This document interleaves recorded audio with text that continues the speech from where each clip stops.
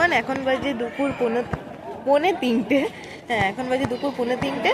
আমি আবার ব্লগটা শুরু করলাম। এখন আমরা যাব নবদ্বীপ। এখন মায়াপুরের মোটামুটি সাইড সিনগুলো ঘোরা হয়ে গেছে। এবার যাব নবদ্বীপে। এবার দেখা যাক কিসে যাওয়া যাক। আপাতত তো গঙ্গার ঘাটে যাই।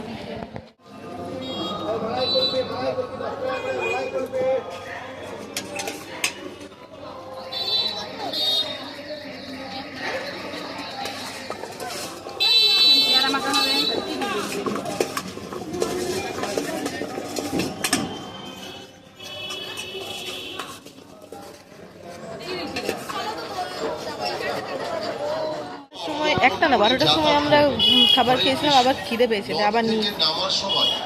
ভালো করেছে, কিন্তু সকালে একটু বেশি ভালো করেছিল মায়ের।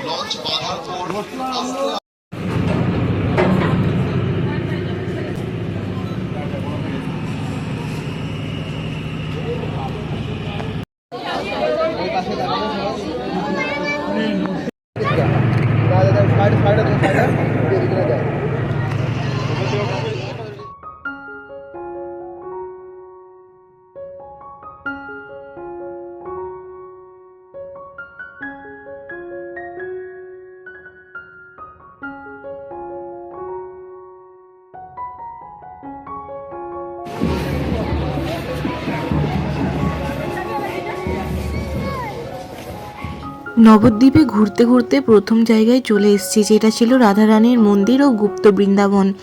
প্রথমে তো ভেবেছিলাম হয়তো এটা রাধারানীর মন্দির, মানে রাধাকৃষ্ণর মন্দির। পরে জানতে পারি যে টোটোওয়ালা কাকু ছিল, তিনি আমাদেরকে বলেন যে এটা রাধারানী বলতে সেই রাধারানী নয়, রাধারানী নামক একজন মহিলা এখানে ভজন করতেন। তো এই কুটিরে ভজন করতেন বলে সেখান থেকে তার নাম অনুসারেই এখানে রাধারানীর মন্দির হিসেবে বলা হয়েছে। আসলে এটা শ্রীকৃষ্ণ চৈতন্য মিশন। তো তার পাশেই রয়েছে এখানে গুপ্ত বৃন্দাবন, যেখানে রাধাকৃষ্ণর সমস্ত লীলা এবং ভগবানদের লীলা ছোট্ট ছোট্ট ভাবে স্ট্যাচুর মতো বানিয়ে তাকে বেশ মিউজিয়ামের মতো করে রাখা আছে। এখানে এন্ট্রি ফি মাত্র 5 টাকা, যেটা তোমরা এই গুপ্ত বৃন্দাবন দেখতে পারবে।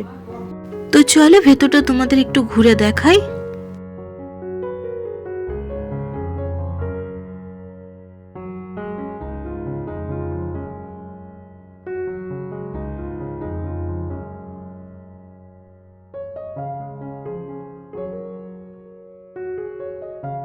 মন্দিরটা ছিল বেশ বড়, তবে এখানে কোনো রকম ফটো ভেতরে অ্যালাউ ছিল না। তবে গুপ্ত বৃন্দাবনের ফটো তোমরা নিতেই পারো।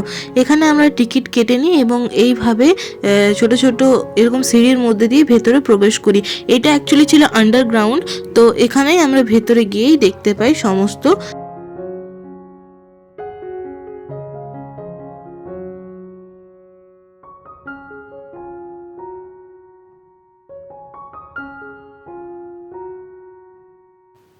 প্রথমেই আমরা ঢুকে যেটা দেখতে পাই সেটা ছিল গণেশ, কার্তিক, শিব এবং পার্বতীর। এখানে বেশ সুন্দরভাবে দেখো না কিভাবে সাজানো গোছানোভাবে, পেছনে ব্যাকগ্রাউন্ডটাও খুব সুন্দরভাবে বানানো, এবং কিছু না কিছু জিনিস প্রত্যেকটার পেছনে একটা করে স্টোরি রয়েছে, সেগুলোকে এখানে দেখানো হয়েছে। তো বেশ ভালো লাগছিল। মানে আবার এরকম করে প্রত্যেকটা এরকম কাচের বক্স করে প্রত্যেকটাতেই কিছু রয়েছে। আর দেখো এইটা দেখতে দেখতেই মানে একটা জায়গায় আমরা থেমে থাকছিলাম, যেন মনে হচ্ছিল দেখতেই থাকি, চোখ আর ফেরানো যাচ্ছিল না, এতটাই ভালো লাগছিল। সেটা দেখতে দেখতে আমরা এগিয়ে গেলাম এবং সেখানে গিয়ে আমরা দেখতে পেলাম শ্রীকৃষ্ণের যখন বসুদেব নিয়ে এসেছিল মথুরা থেকে, তখন ওই দৃশ্য এখানে দেখা যাচ্ছে যমুনার মধ্যে। তারপরে ওই সাইডে আরও দেখা যাচ্ছে, যেমন এখানে রাম সীতার, এখানে মাধবের যে কাষ্ঠ তৈরি ছিল, মানে সোনার মানে কাঠের যে নৌকাটি ছিল, সেটা রামচন্দ্রের ছোঁয়াতে কিভাবে সোনার পরিণত হয়েছিল সেটা এখানে দেখানো হয়েছে। তারপরে এখানে তো ছিল ওই লক্ষণকে বাঁচানোর জন্য এখানে বজরংবলী যেভাবে এনেছিল ওই পাহাড়টিকে তুলে, সেই দৃশ্য দেখানো হয়েছে। প্রত্যেকটা জিনিস যখন তুমি মানে দেখছি না, তখন মনে হচ্ছে যেন স্টোরিগুলো চোখের সামনে ভেসে উঠছে। মানে হয়তো ছোট থেকে সেভাবে পড়ে এসছি বা এখনো অবধি পড়ছি, বা যে জিনিসগুলো জানি শুনেছি, সেগুলো যেন চোখের সামনে ভেসে উঠছে প্রত্যেকটা জিনিস দেখার পরে। তারপরে শ্রী রামচন্দ্রের সাথে রাবণের যে বিশাল যুদ্ধ হয়েছিল সেটাও এখানে তুলে ধরা হয়েছে বেশ ভালোভাবে। তারপরে এখানে দেখানো হয়েছে মা সীতার যে অগ্নি পরীক্ষা, সেই দৃশ্য এখানে দেখতে পেলাম আমরা।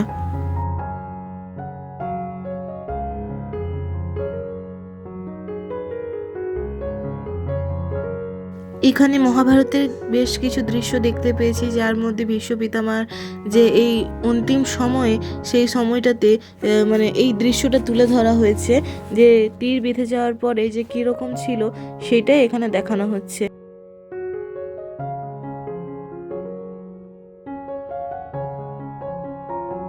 এই দৃশ্যটা ছিল কংসের কারাগারের, যেখানে দেবকীর সমস্ত পুত্র ওদিকে এখানে মেরে ফেলা হচ্ছিল, সেটাই দেখানো হচ্ছিল।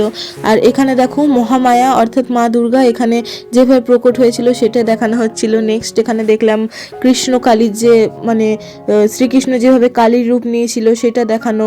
ওই রাধারানী আয়নের থেকে চোখের থেকে লুকানোর জন্য শ্রীকৃষ্ণ যেভাবে মা কালীর রূপ নিয়েছিল সেটাই এখানে তুলে ধরা হয়েছে। ওই জটিলা কুটিলা সে সমস্ত জিনিস দেখানো হয়েছে আর কি। দেখতে পাচ্ছ ভেতরে রয়েছে মা কালীর, আর এখানে রাধারানীর যে বিগ্রহ রয়েছে। তো তারপরে এখানে রাধাকৃষ্ণর রাসলীলার বেশ সুন্দর রকমের একটা জিনিস দৃশ্য দেখলাম। মাঝে তো রাধাকৃষ্ণর বিগ্রহ রয়েছে আর সাইডেও রয়েছে। দেখো সব স্টোরি জানি এমন তো কোনো ব্যাপার না, তাই না? কিন্তু যতটুকু জানি, যতটুকু শুনেছি আর কি, বা যতটুকু পড়েছি সেই থেকে তোমাদের একটু করে জাস্ট জানানোর চেষ্টা করলাম, আর কিছুই না। এখানে দেখো নিমায়ের দেওয়া হয়েছে, অর্থাৎ চৈতন্য মহাপ্রভুই এখানে দেখানো হয়েছে।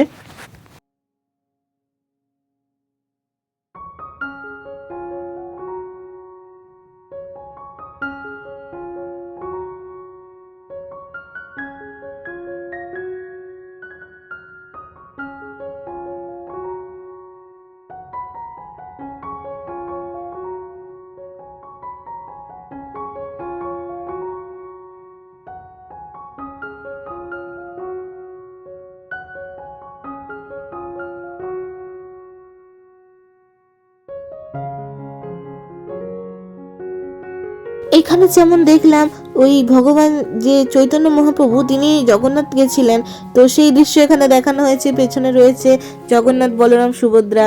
আর এইখানে দেখো চৈতন্য মহাপ্রভু জগন্নাথ ক্ষেত্রে মানে জগন্নাথে গিয়ে সংকীর্তনে মেতে উঠেছেন।